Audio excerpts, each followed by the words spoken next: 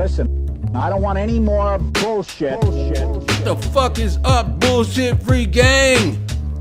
Yo, y'all ain't heard from me in a while, but that don't mean I ain't been here. I've been watching. Like my boys up in New York say, I've been watching. Let me tell you what I've been seeing, man. I'm smelling a little bullshit in the air out up in this bitch. Carson Wentz has been traded. He's no longer an Indianapolis Colt. He is now a hopefully proud member of the Washington Commanders. So now we can go back and we can break all this shit down and really take a look underneath the surface and see what the hell really went down now that the dust has settled, right? Real talk. Chris Ballard out here finessing motherfuckers. You know what? Let me tell you something. Dan Dockage talks a lot of shit, talks a lot of nonsense, and I get it. That's his professional niche. That's what he does, right? It's how he makes his money. It's all good.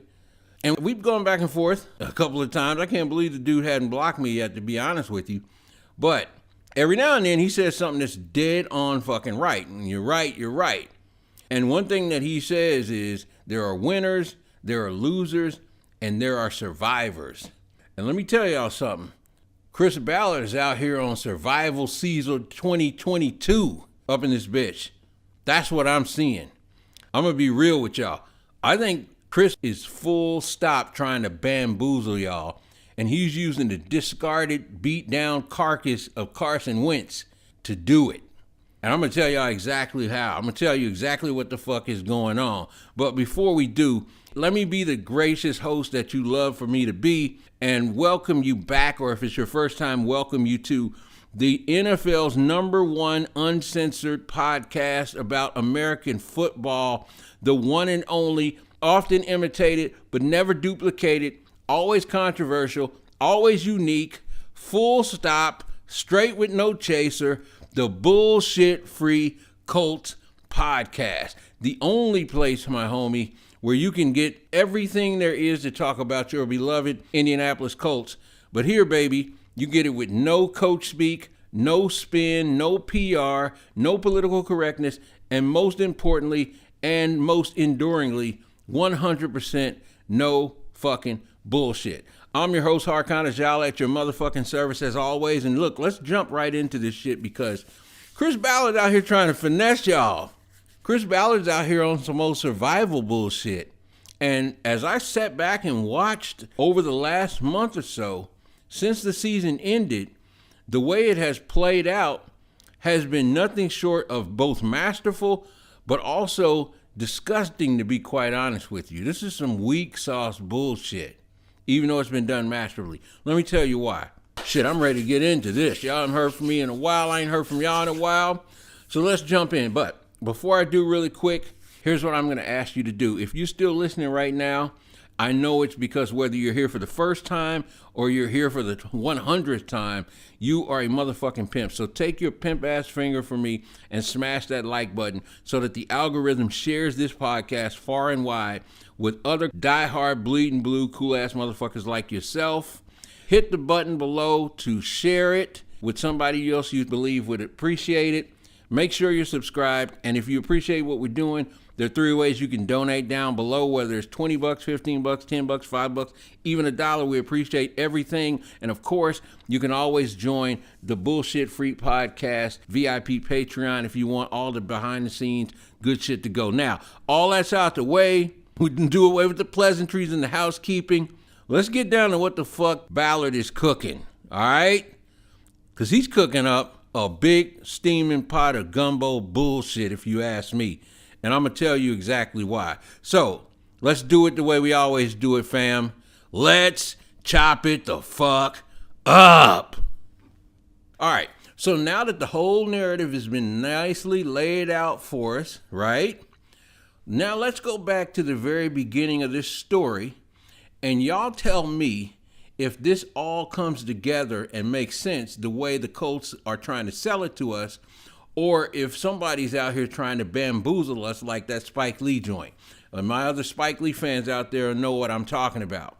Okay, so the end of the season comes around, right? We all know what happened there. A post-mortem is not really necessary. Week 15, the Colts are 9-6, right? They're the hottest team in the league. Everybody's talking about them nationally as the team to beat, right? The team nobody wants to fucking play in the AFC. They're the scary team that everybody nationally is saying nobody wants to play the Colts and they shouldn't want to play them. They're killing it, right? They have a 98% chance of making the playoffs. All right, now let's freeze frame it right there. Just like a Quentin Tarantino movie. We're going to freeze frame it right there because also just like a Quentin Tarantino movie, we already fucking know what happens after that, right? We know that they go on to lose the next two games to two teams that on paper they should beat. The Raiders at home, right? And even worse, the Jacksonville Jaguars on the road. And the Jacksonville Jaguars game is the biggest debacle, maybe of the regular season history for the Colts because of how that went down, the timing it happened, and what was at stake. All right? But again, we're going to freeze frame it right after Week 15 when the Colts just went down on the road on Christmas Day with half the fucking team out with COVID. Almost all of their true playmakers and difference makers aren't playing. Like the whole fucking offensive line isn't playing. They go on the road to a winning team, Arizona, which I believe at the time was number one in their division, but if not, they were right behind number one in their division. Arizona, of course, was favored. In Arizona, okay, they go down there and get it done. Carson Wentz makes an elite pass in the guts of the game, in winning time, in clutch time, makes an elite pass on the run, off platform to the back of the end zone to Desmond Patman to basically close the game down. Now, you Carson Wentz haters out there, don't get your fucking thongs in a bunch, all right? I didn't say Carson Wentz is elite, did I? I didn't say that Carson Wentz is the next coming of Peyton Manning or Andrew Luck or anybody else. I didn't say he was elite. What I said was fact. He made an elite play. I didn't even say he played elite that whole game. He wasn't elite the whole game. He wasn't even great the whole game. But that was an elite play in crunch time, in the clutch, that won the game for them. He came through, all right? That's where we freeze framing it at, all right? After that game, we saw it on Hard Knocks, right? The team's all hyped. Carson Wentz getting a game ball in the locker room. We saw it on Hard Knocks. On the sideline, before that happened, Frank Reich's walking up and down the sideline. This wasn't fucking CGI. They didn't overdub it. Out of Frank Reich's own mouth, he's like, Carson's about to make a play, watch. Carson's about to make a play, watch. Right? That's where we are, Week 15. Now, again, we know what happened, right? It all fucking went to shit in the next 2 weeks. And they missed the playoffs. Now, after they missed the playoffs, after that fucking debacle in Jacksonville, which I'm happy to say, unfortunately, I was in the air on an airplane during the time that happened, so I'm happy to say I didn't get to see it live. It was almost worse watching it afterwards, knowing what happened, okay? Now, we're moving up to 2 weeks later, after Week 17. It's all gone to shit. They've lost the last two games. They're out of the playoffs. Jim Irsay is fucking pissed, right? This we know. This was clear. It was made clear then. It was made clear by his statements after the game. It was made clear by his statements, you know, the multiple Twitter videos, the infamous airplane, right? The infamous private jet video where he's like, look, I've let doubt, fear, and a lack of faith slip in here. No more. It's not going to happen. It's absolutely unacceptable. From here on out, everybody on this motherfucker will be all in, or you won't be here. Remember that? Okay, let's freeze frame it there, cause see everybody, and what's the right word I'm looking for here? Everybody interpreted that. There it is. Everybody interpreted that one way, but see, I'm looking back at it, and I'm not so sure that we didn't all misinterpret it. We all interpreted that Irsay was talking to Carson Wentz, basically, right? Carson Wentz above all others. I ain't so sure about that shit. I think that motherfucker was talking to Chris Ballard, and I'm going to tell you why. Not that Carson Wentz wasn't a part of it, But I believe he was also talking to Chris Ballard and putting his ass on notice. And I'm gonna tell you why. Because, okay, we can say that Carson Wentz didn't go all in, and we know that Irsay felt that way, right? He made that very clear. However you feel about the vaccine, you weirdos out here that, got into all this political shit about a scientific vaccine, whatever, we're going to set that aside. However you feel about the vaccine or whether they should have got vaxxed or whatever, here's how Irsay interpreted it. He made this very clear. His interpretation was, I want everybody all in, and if you're not willing to get this vaccine, to be sure that you don't miss some important game and fuck up this mission, I am feeling a certain way about it, especially if you're supposed to be a leader of the team, and especially if you're supposed to be the leader of the team, which is who the quarterback is supposed to be, right? Keep in mind, people say, well, there were other leaders, Quentin Nelson and Darius didn't vaccinated either. That's true, but they already been here. They already proved themselves, right? Carson Wentz walked in the door having the worst season of his fucking career in 2020. He walks in the door onto a new team, given a new chance. They're like, look, man, we're giving you a chance. Nobody else believed in you. We believe in you. Let's do this. Show us that we made the right decision. And Irsay, I know, was like, my expectation was that this dude would be like, hey, I'm willing to do whatever it takes. And I'm going to set an example. I know Irsay feels that if Carson Wentz, at minimum, he should have set the example for the team and said, look, y'all, I understand some of y'all got some issues. I did the research, whatever. I'm getting vaccinated. And I'm saying, I respect what you're doing, but I appreciate if everybody else, let's do this together. Let's get vaccinated. I highly recommend that you get vaccinated so nobody misses time, man, so we can get this mission done. Doesn't mean everybody else would have done it, but I believe Irsay believes, and I agree with this. He feels like that would have gone a long way towards convincing some of the other holdouts to get vaccinated. You follow the leader. Feel me? Now, you can agree with that or disagree with it, but I firmly believe that's how Irsay saw it. Okay? So, yeah, he was definitely talking to Carson Wentz. But listen, y'all, Carson Wentz wasn't the only motherfucker that didn't go all in last season, was he? I'm going to tell you why. All right? And what I'm talking about. But let's move to we're going to take another Quentin Tarantino time jump to another portion of the story, right? Okay, we're going back to the present. Carson Wentz has been traded.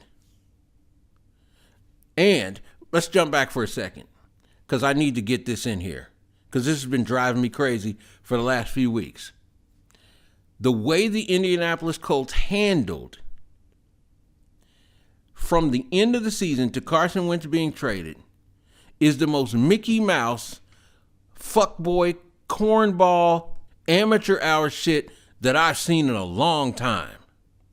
Even if they were 100% done and convinced Carson is not the guy, we're not going to move forward with him no matter what, even if they knew that the day the season ended, there is no fucking body out there who will ever convince me that the best fucking way to proceed was to goddamn make it easily accessible and obvious and let it leak out and from all kinds of different areas and parts of the organization that they were done with Carson Wentz no matter what. And remember, this came out early on, like days after the season ended, that they were going to move on from him, even if it meant they would just cut him, that they were either going to trade him, and if they couldn't trade him, they were going to cut him. That shit leaked out and came out into the public consciousness early, nationally. That's the dumbest fucking thing you could ever do, even if that's how you felt. It lowers your trade value of the guy you want to trade. And obviously you want to trade him as opposed to cut him. You don't fucking tell people that might want to trade for him you're going to cut him if they don't trade for him. That's the stupidest shit that I've ever seen. But that's what happens when you let your emotions run away with you and you end up playing checkers instead of chess. All right? But That aside, let's go back to now. Carson Wentz has been traded. And the only reason that happened is that in spite of the dumb fuckery that the Colts organization put on in handling the whole Carson Wentz thing after the season, the only reason that happened is because they were basically bailed out by the dumbest fucking NFL football organization in history, the Washington now Commanders. I mean, first off, they're the fucking Commanders. They should have been the Red Wolves, right? Or something everybody else liked. Every fucking body on earth let them know. They did all these fucking focus groups and feelers and shit, and everybody let them know what people would have liked. And here they come with the fucking name change as the Commanders. What the fuck ever.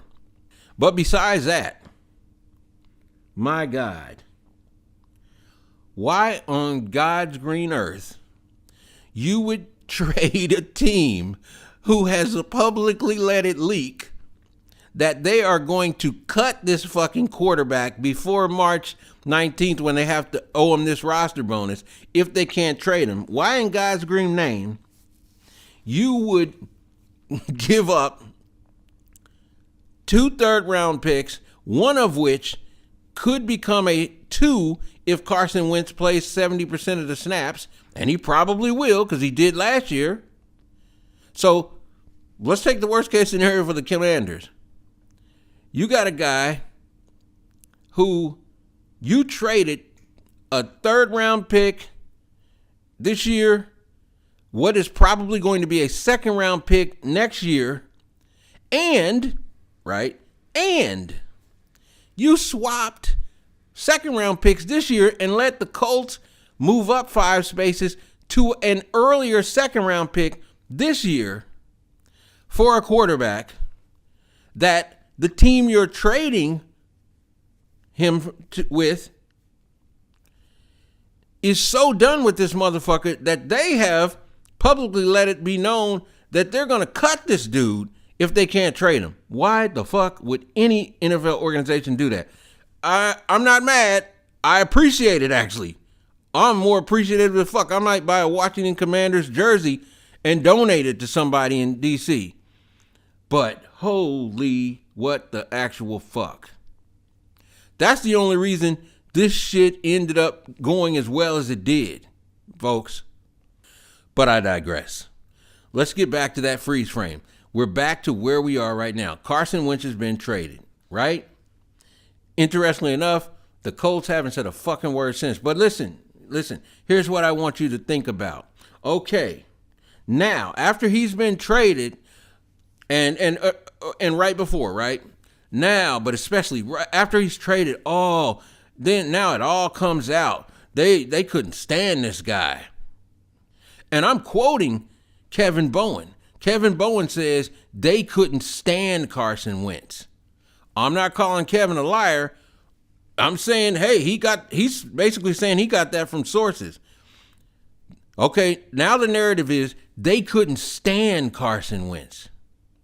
They couldn't wait to get rid of him. Zach Kiefer writes a column and says, hey, this wasn't just about his on-field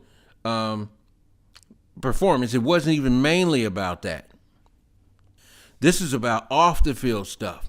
This is about his lack of leadership. They did not like his leadership or the lack thereof. And they were done with, there are people in that building that were done with this experiment way before the last 2 games of the season. First line of Zach's article, this is not just about Jacksonville. This went back way, it's not just about that.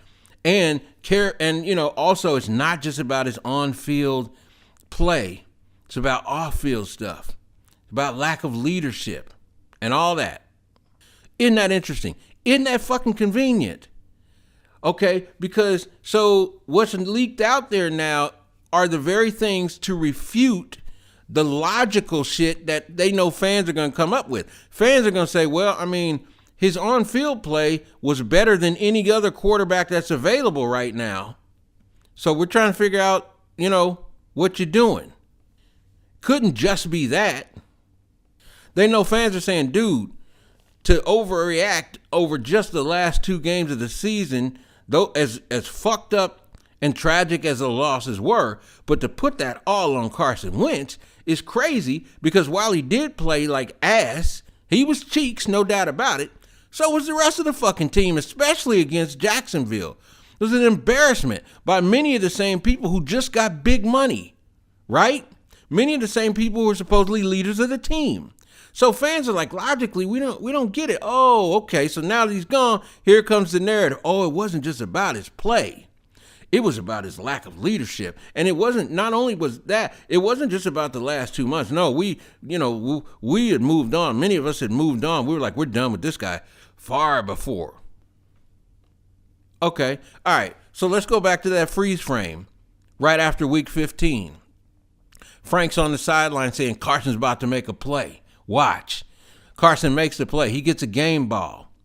The Colts are nationally seen as the team that's most dangerous in the AFC, the team that could challenge to go to the AFC Championship. Everybody's talking about them. They're 9-6. They got a 98% chance of going to the playoffs.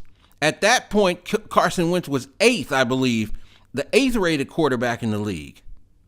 Even with the last 2 fucked up games, he ends as the 10th rated quarterback in the league. Okay, now, go back to that freeze frame. Bullshit free game. You tell me, where was all this motherfucking shit about Carson Wentz wasn't a leader and we're not satisfied with him as a leader and it's a bunch of off-the-shield shit? Then, who was saying that? There wasn't a fucking leak from anywhere saying that. So if that was the case, right? And there were many people that were done with him long ago, besides Irsay, right? Because we all know Irsay was, frosty the whole season. He was clearly not really hyped, not feeling the fact that Carson wasn't vaccinated. That was clear through the whole season.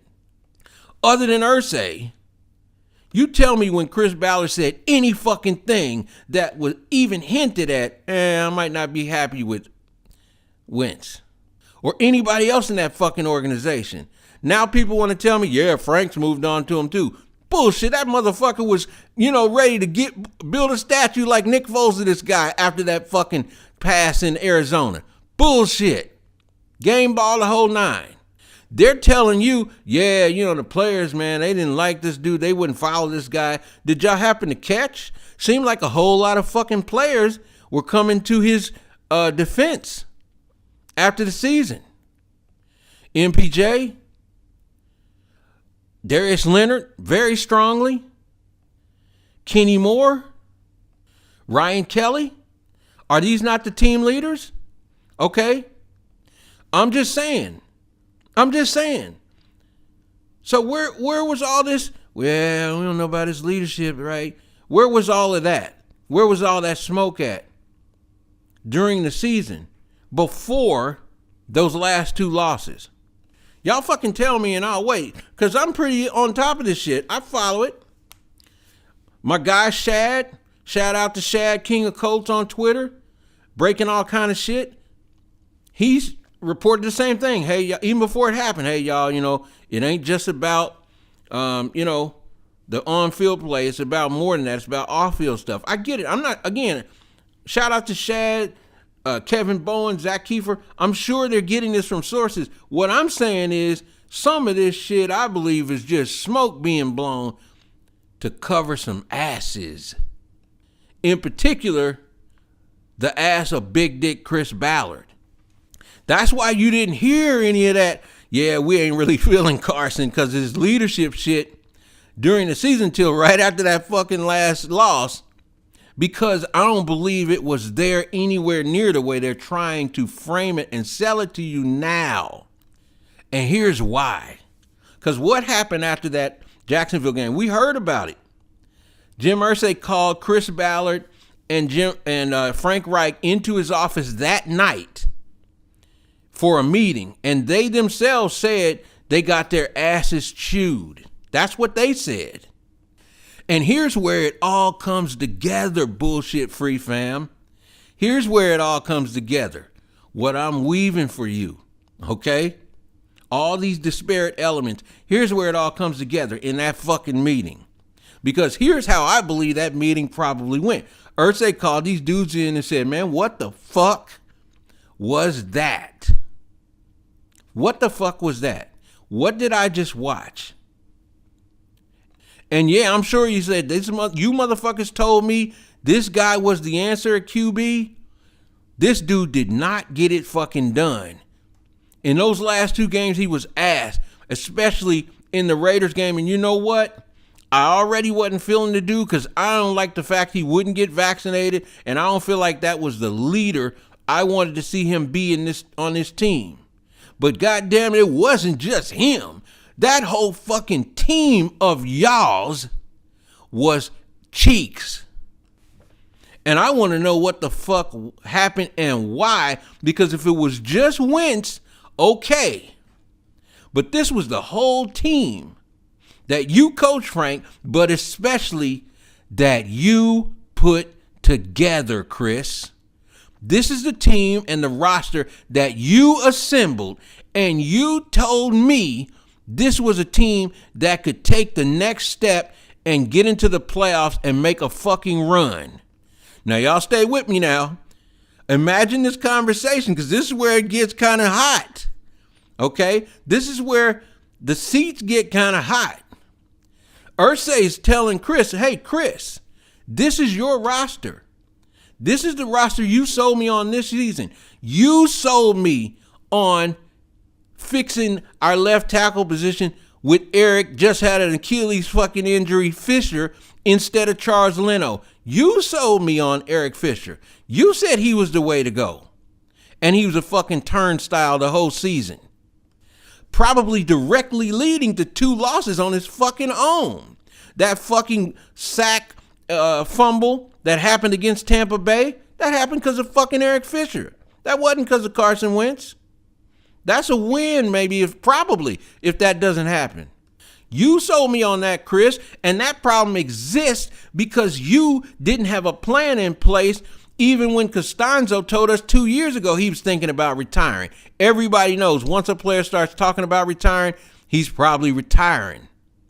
So what's up with that, Chris? You sold me on paying all these motherfuckers on this offensive line all the money. You sold me, Chris, on the fact that it was about the lines, the trenches, the offensive line and the defensive line. You sold me on that. I pay these motherfuckers the money. They are complete ass cheeks in pass protection all season, Chris. And you are the one who thought and made the decisions and said, yeah, the way we're going to make sure this is cool is I'm going to bring in fucking Davenport and Sam Tevy and we'll be straight. That's our depth. That's you, Chris. Not Frank and not Carson Wentz.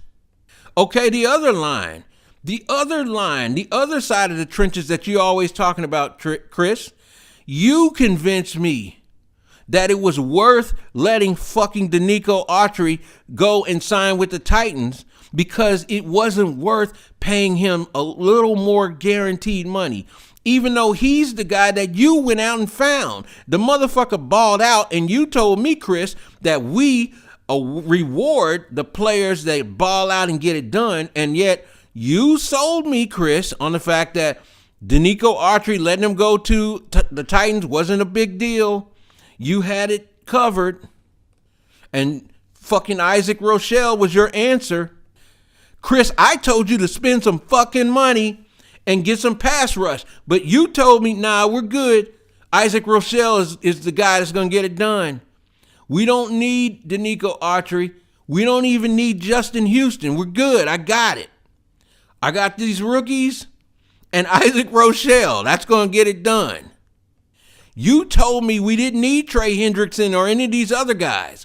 Trey Hendrickson, who Harkon Ajala, who I listened to religiously on the Bullshit Free Colts podcast, said was the guy. We could have had Trey Hendrickson for $15 million. That's what the Cincinnati Bengals got him for, and he helped them get to the fucking Super Bowl, Chris. But you said, nah, we don't need him. He's not worth that. Okay, but you paid T.Y. $9 million to come back. Now, I told you to bring T.Y. back, but still. You paid T.Y. $9 million. You just ponied up, what, 12, 13 million to Braden Smith. Ryan Kelly's getting 13, 14, 15 million. You telling me that an all-world guard in Quentin Nelson is going to be worth 17 to 20 million? Why wasn't a first-line, top-tier pass rusher, proven pass rusher like Trey Hendrickson, young in his prime, why wasn't he worth 15 million, Chris? You told me we didn't need him. Look how that shit turned out. No pass rush this year, Chris. You told me, Chris, we don't need Malik Hooker. He's the guy you picked. Number 1 overall, number 15. You told me, we don't need him. Fuck him. Let him go. He signed for just $900,000 with the Cowboys, Chris. You said, we don't need him. We got it covered. Then when Julian Blackmon gets hurt, we end up having to play a fucking guy that just got through finished bagging groceries at Fresh Market. Fucking Sendejo, bad angle, Chris. That's on you, dude. You told me we didn't need him. A guy who was a first-round pick, now he's healthy. We couldn't use him for depth. You let him go and he signs for $900,000 with the Cowboys? Well, I mean, yeah, but Chris, you paid fucking Mack. You paid Marlon Mack $2 million, dude, to do nothing, to not even be on the active roster. And you didn't even trade him. Shout out to my homie Shane Banks for pointing out that big-ass gaffe on Malik Hooker. So instead of having Malik Hooker in there playing, when Blackmon goes down, we got fucking Alexander, or however you say his name, no disrespect, in Zendejas or whatever the fuck, man. He was trash. Hot trash. You didn't pony up the dough for any tight ends, Chris. You told me that fucking garbage heap, I mean, no disrespect to these guys, but I'm just calling it like it is. All right, I ain't gonna say garbage heap. I'm sure Irsay wouldn't have said that. You told me that these bunch of nondescript ass, may as well be free agent, walk-on guys that we got at wide receiver besides MPJ, you told me they were good enough. They could get it done. You told me that we could make it happen. Well, yeah, Jim, but you know, Carson, his leadership, man, it wasn't. Okay, but hold up. Who the fuck traded a 1 and a 3 for Carson Wentz, Chris Ballard? You did that shit. Listen, y'all, do you think Chris Ballard went to Jim Irsay and was like, Jim, I don't know. I'm not sure about this guy. I really don't trust him. I don't think he's the guy. But Frank likes him, so, you know, we're going to just try to solve the QB problem once and for all with him. But I'm not really all in on it. So I'm going to go ahead and give up a 3 and probably a 1 for this guy and pay him $28 million. Y'all think that's how that conversation went? Because, see, that's how Chris Ballard trying to put it to y'all now. He's trying to play it off. Like, yeah, I mean, I never was even really in on it. Look it, I never was really in on him. Bullshit. He had to go to Irsay, because we all have heard that it had to kind of be sold to Irsay. He had to go to Irsay and present reasons like, look, this is why we think this is the guy. And I'll get on Reich in the next podcast, but look, I mean, Reich says, and this, you can go back and watch this.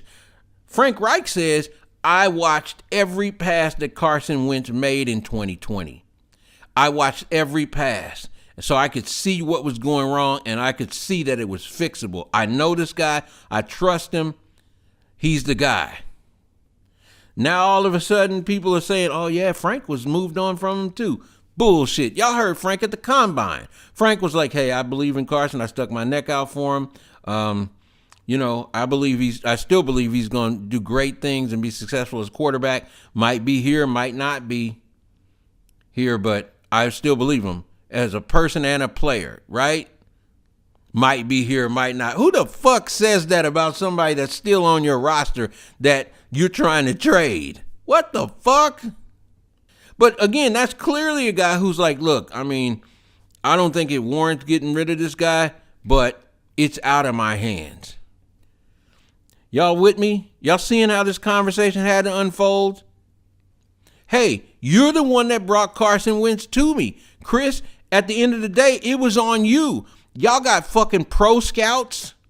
You got that fucking ex-Navy SEAL dude, right? Who, you know, has got this great process to psychologically evaluate these motherfuckers and see how they're going to do? Y'all didn't deploy that motherfucker to Carson Wentz back channel before you traded for him?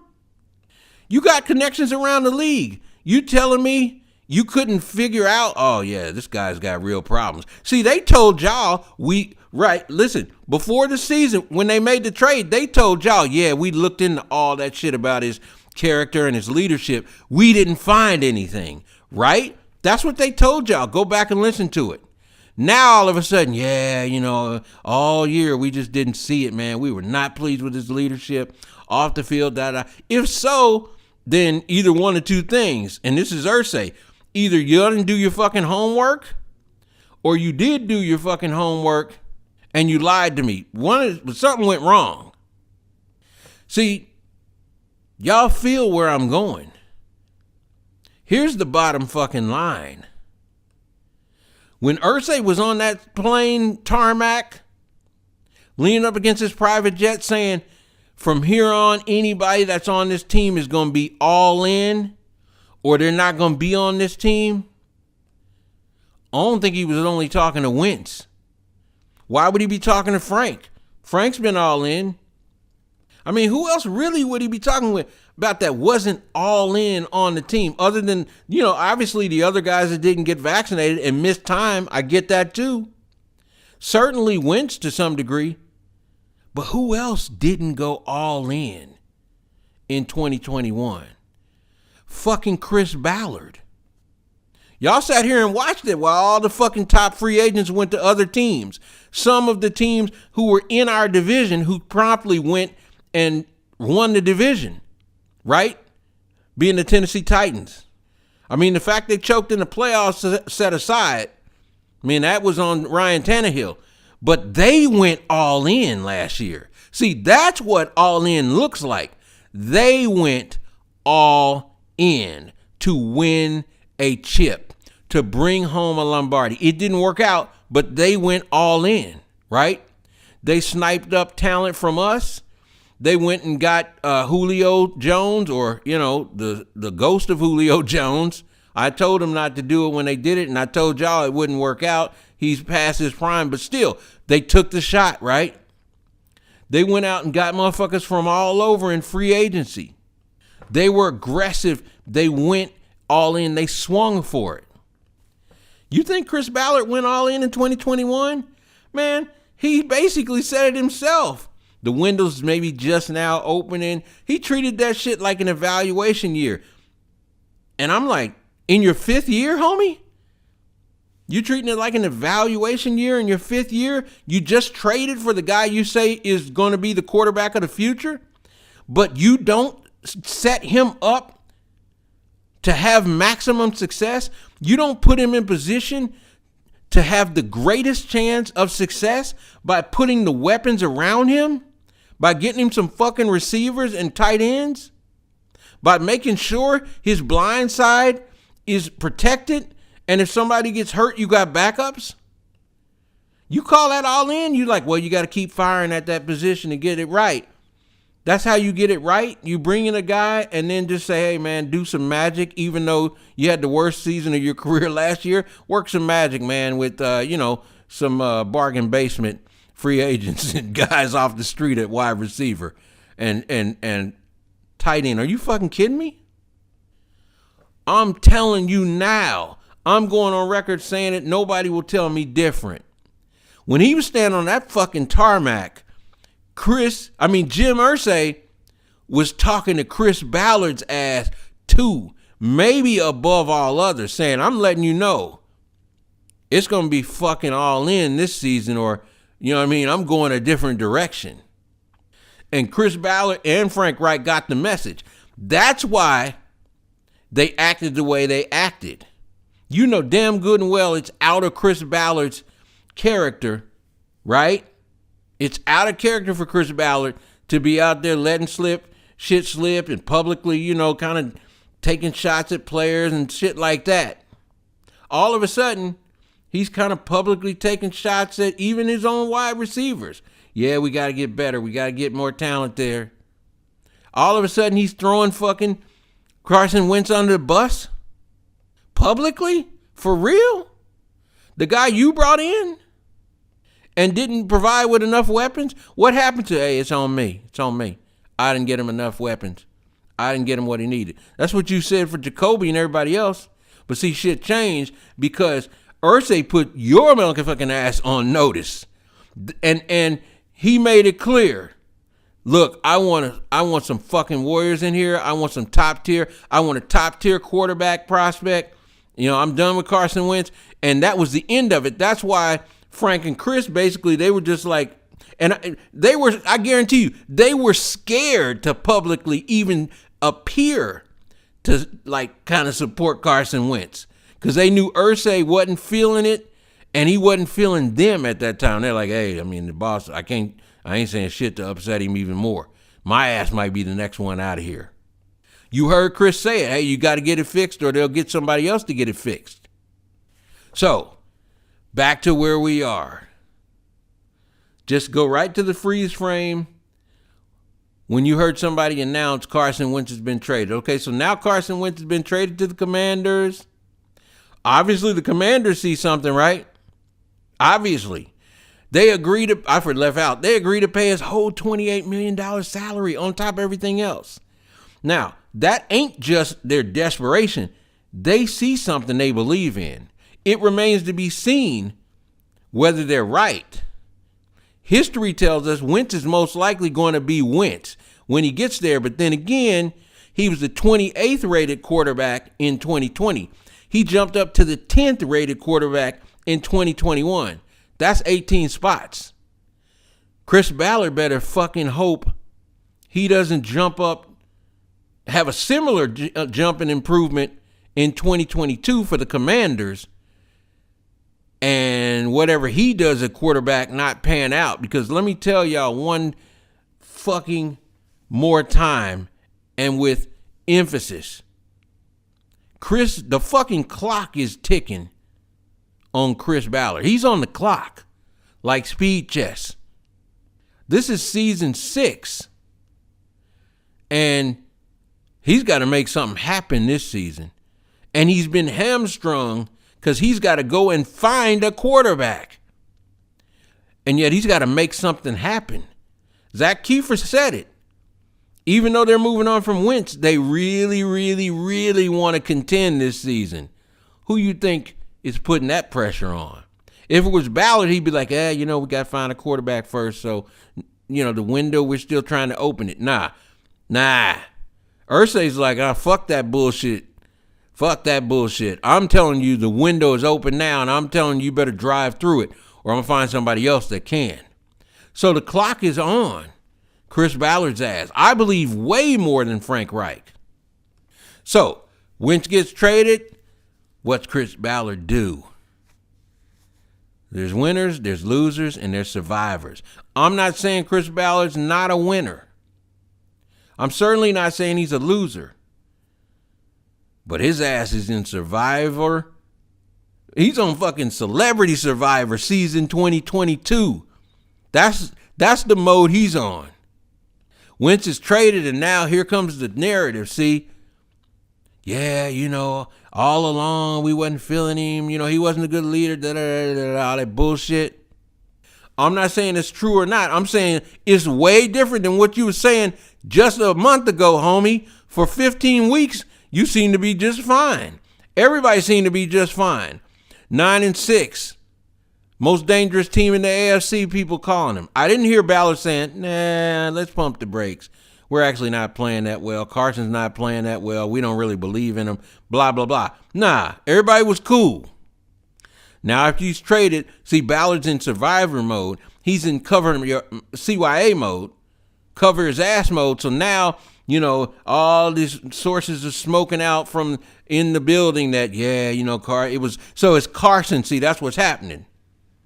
Like in the movies where like, the criminals kill one dude so they can blame it on him because he can't say anything. Yeah, now Carson's gone. And it was Carson. That's what the problem was. It had nothing to do with my fucking roster. Had nothing to do with some dumb ass. Okay, you can argue with dumbass, but here's what you can't argue with. Had nothing to do with the ineffective moves that I made on the roster in 2021, which by all accounts was a big year going into it. If Chris Ballard didn't believe that then, he knows it now. So now it's about Carson Wentz. See, that's one of the things I thought about this. Man, they get paid plenty of money. I'm not crying crocodile tears for them. But here is something that's kind of really fucked up about being a pro athlete. As a pro athlete, right, you're held responsible for what you do. You're expected to answer for what you do publicly. You're held responsible for what you do and say. And then, but see, motherfuckers can snipe at you and hate on you and leak all kinds of foul shit about you anonymously from anonymous sources. See, that's fuckboy shit. To me. All right? I'm just saying, that's me. I'm the type of motherfucker, like, if I have something to say, I'm going to say it to a motherfucker. If I'm like, yo, do you on some bullshit, you ain't getting it done. But, this all, he's traded and then all these anonymous leaks coming out like, yeah, he wasn't that great. So, see, motherfuckers can impugn and assassinate your character anonymously. And you got to stand up there and account for it and try to battle back on it in front of everybody publicly. That's some weak shit. That's fucked up. But it is what it is.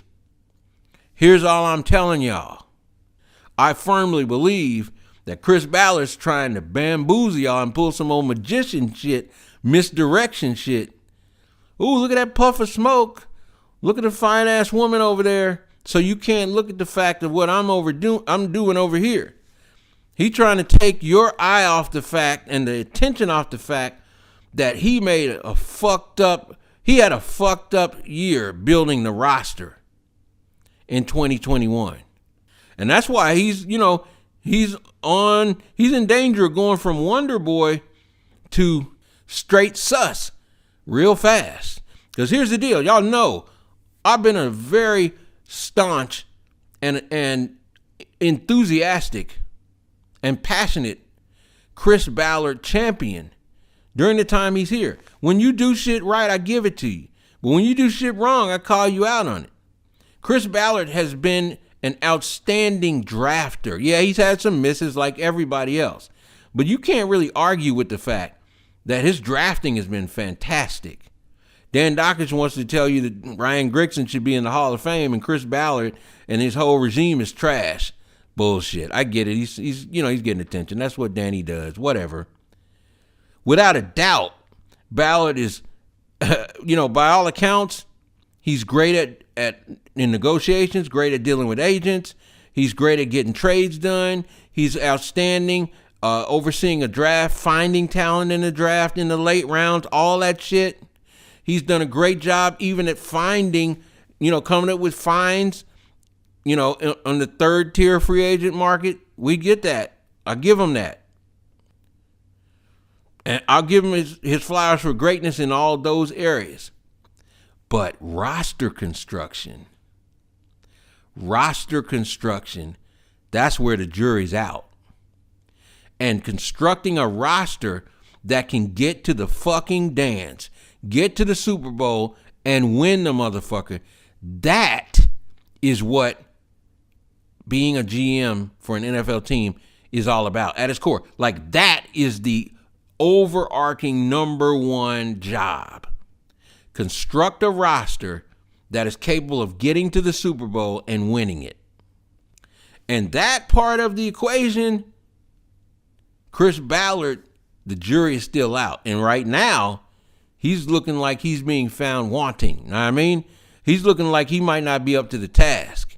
And they may have to go a different route because, as has been pointed out by some other people, and I wish I could give credit for who I saw really say this.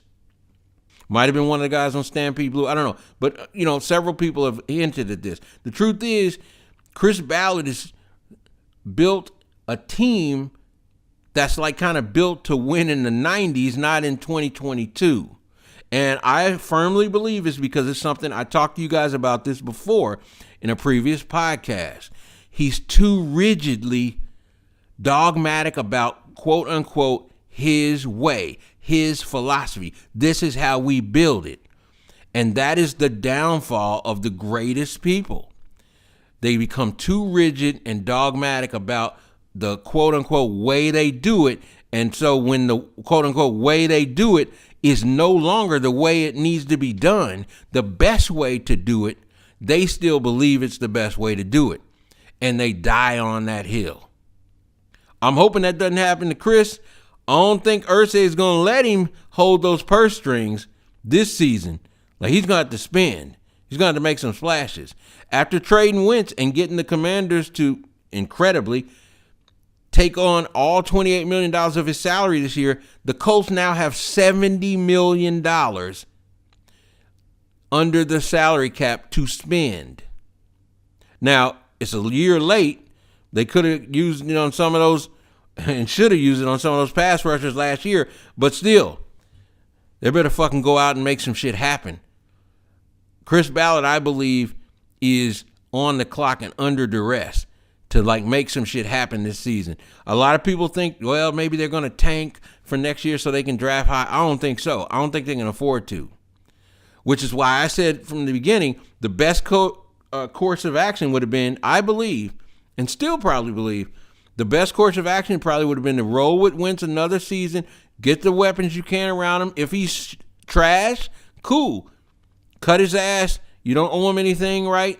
You can cut him after this season and draft your guy or go find your guy next season. Move up, use your draft capital, move up, whatever, next season.